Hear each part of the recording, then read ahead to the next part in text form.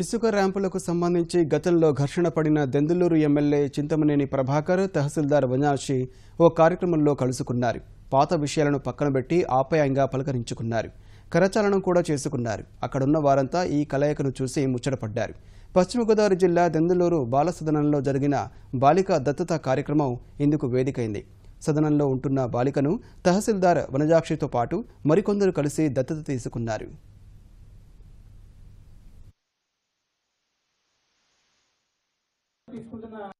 పాపని పూర్తిగా సంరక్షణ మేమే తీసుకుంటాము. అంటే ఆడపిల్ల కాబట్టి లేడీస్ ప్రొటెక్షన్ ఉండాలని చెప్పేసి నేను దగ్గరలో ఉన్నా, మిగిలిన వాళ్ళంతా చాలా దూరంగా ఉన్నారు. ఆ పాప డాక్టర్ చదువుకోవాలి, తన ఆశయం. డాక్టర్ చదువుకున్నా ఇంకేం చదువుకున్నా సరే మా గ్రూప్ అందరి తరపున నేను ప్రొటెక్షన్ తీసుకుని అమ్మాయికి పెద్ద పెద్ద ఖర్చులు అయితే అందరం పెట్టుకుంటాం, చిన్న చిన్న అయితే నేనే తీసుకుంటా యాజ్ అ మై డాక్టర్గా.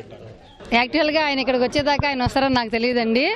గొడవలు అంటే అది నేను పాలసీ మాట అండి. నేను నా వృత్తిలో భాగంగా అక్కడికి వెళ్ళాను, కానీ మేము ఎదురేం దాయేదులేం కాదు, ఆస్తుల కోసం ఎక్కడ కొట్టుకోలేదు.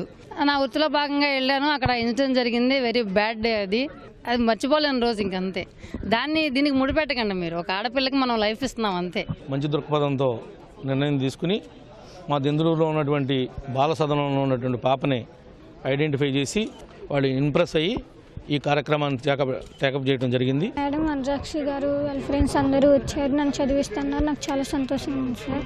నేను డాక్టర్ చదివి వాళ్ళ ఆశయాన్ని నెరవేరుస్తాను సార్.